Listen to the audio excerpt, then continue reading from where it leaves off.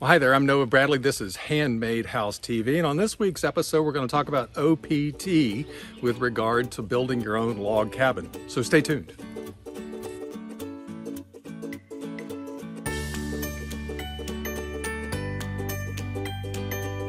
All right, once again, thanks for tuning in here to Handmade House TV.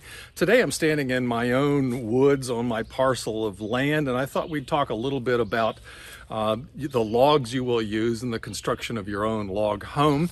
And in particular, I wanted to point out to you a couple of trees here today. One of them is, actually both of these trees that I'm standing in between here are tulip poplar trees. We just call them poplar trees here in Virginia, but the leaves and the flowers both look like tulips, so it's a tulip poplar tree. Tulip poplars are excellent logs for building a log cabin.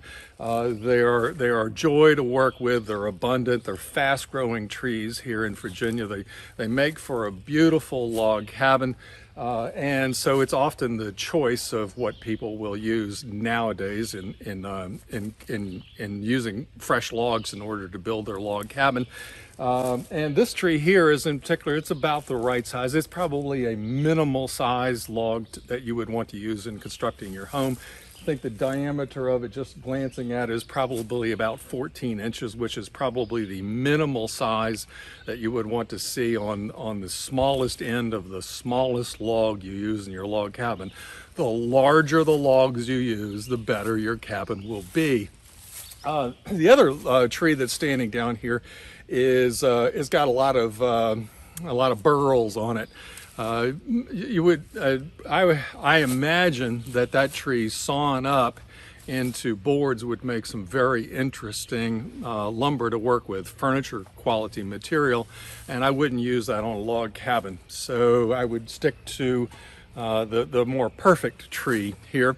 But today, particularly, I wanted to talk to you about what I call OPT.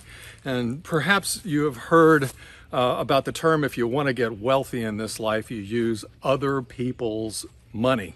I wished I had taken this into consideration in my younger days, and I might be better off financially today than what I am. But today I wanted to talk about OPT, which is other people's trees. And quite often I get comments from individuals, questions, emails to me that they want to talk about they're interested in buying a piece of land and harvesting the wood off of their land in order to build their home. A very pioneer spirit, attitude, and I admire that greatly, but I always present to them an option, which is an option that I often choose in building log cabins or other structures for myself, and that is that when I buy a piece of property, and I love trees. I love them as they stand.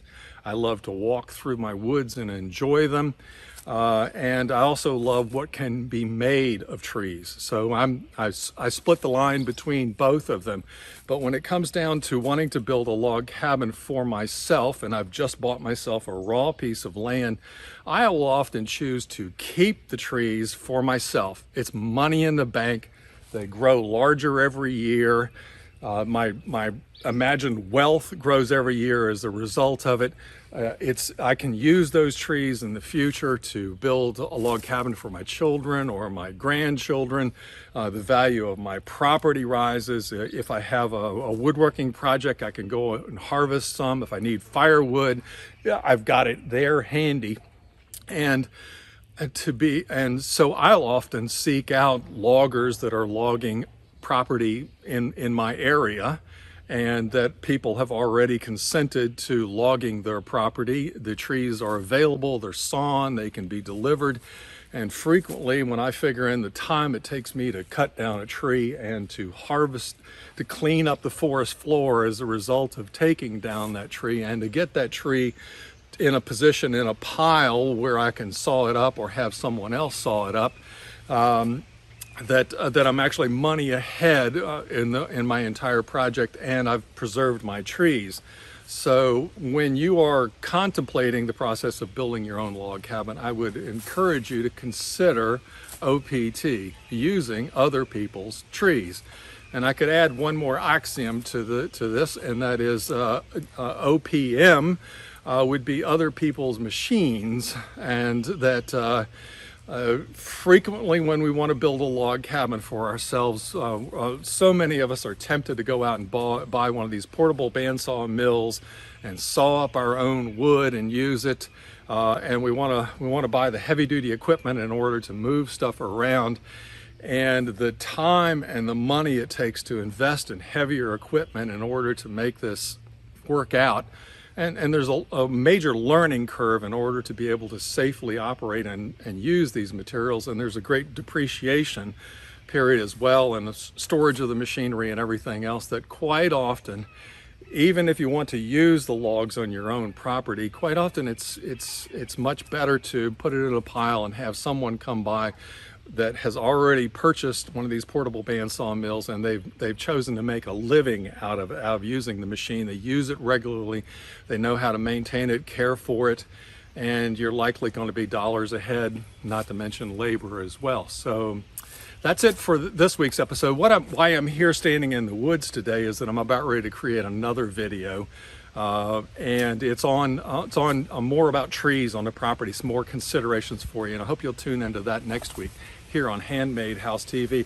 Come see us over at handmadehouses.com and see all of my step-by-step processes. If you want to build a log cabin, you want to build it as amazing as you possibly can. Just because you're building a home out of logs does not ensure that it's going to be an attractive, pleasing, and joyful, comfortable home to live within.